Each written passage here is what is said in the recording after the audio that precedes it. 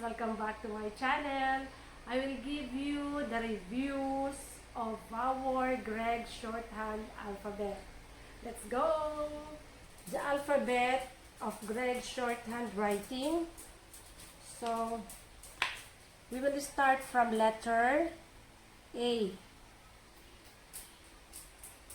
It's represented by a big circle. Letter E, tiny circle.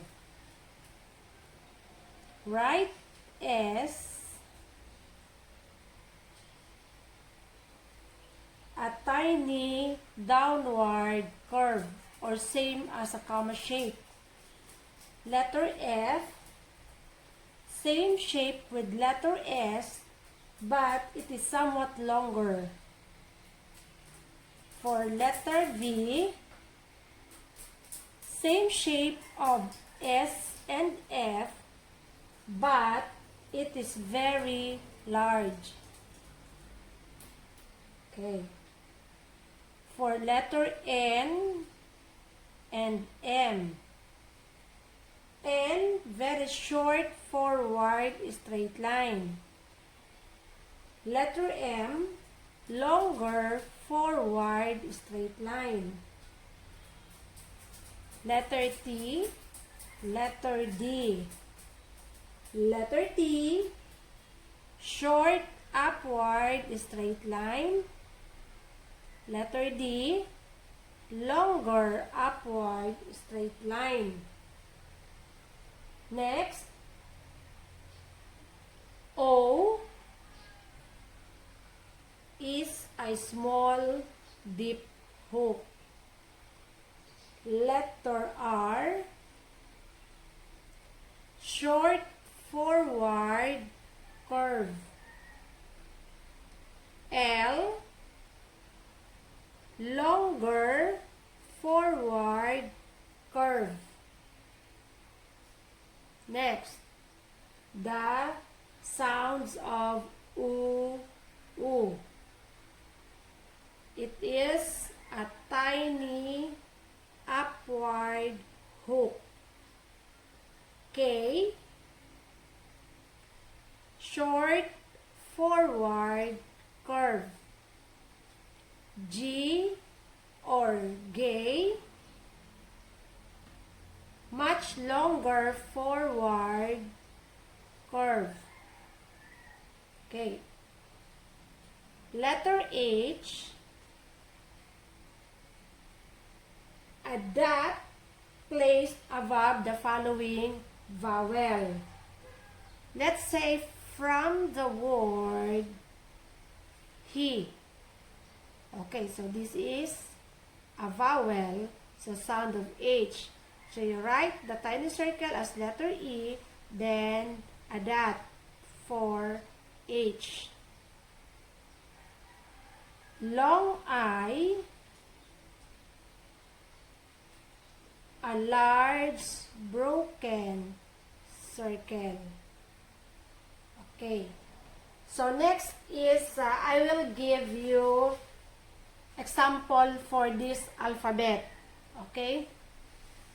So remember, in shorthand, silent letters are omitted. Only the sounds you actually hear are written. Okay. Let's say from the word say. So you hear only the S and A. So letter Y is omitted. Okay? So we write the right S and then letter A. Say. Sane. So that is S-A-N. Letter E is not here. So that is sane. S-A-N. C,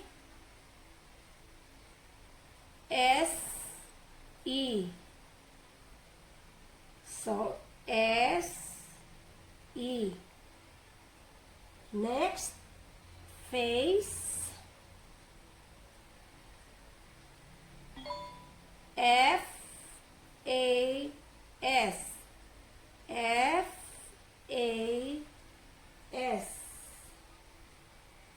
Save. S-A-V. Again, letter E is silent letter. So, S-A-V. Eat.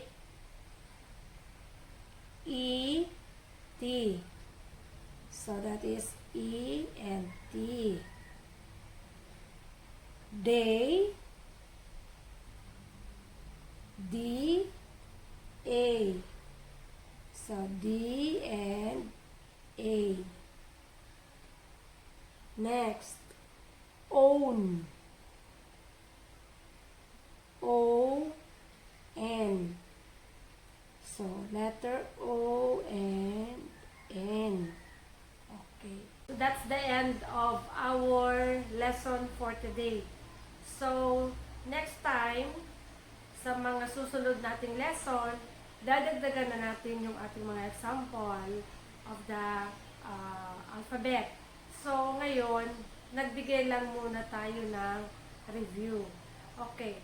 So, for the next lesson, gagawin natin is oral reading. Okay. Pero, tuturuan ko kayo on how to read it one by one. Okay? So, before, ang mga lesson ko is binibigay kong ako mismo nagbabasa, diretso ko, hindi ko siya kinakat or hindi ko siya tinuturo kung paano basahin. Pero this time, yung susunod kong lesson, ituturo ko kung paano siya babasahin. Kasi maraming medyo nahihirapan kung paano siya basahin. Okay. So, sana meron kayong natutunan sa ating lesson for today. Remember that practice makes perfect. So, sana makapag-subscribe kayo sa ating channel and i-share naman natin ito sa ating mga classmates, friends na mga interesado sa ating lesson. So, thank you and keep safe everyone. Bye-bye!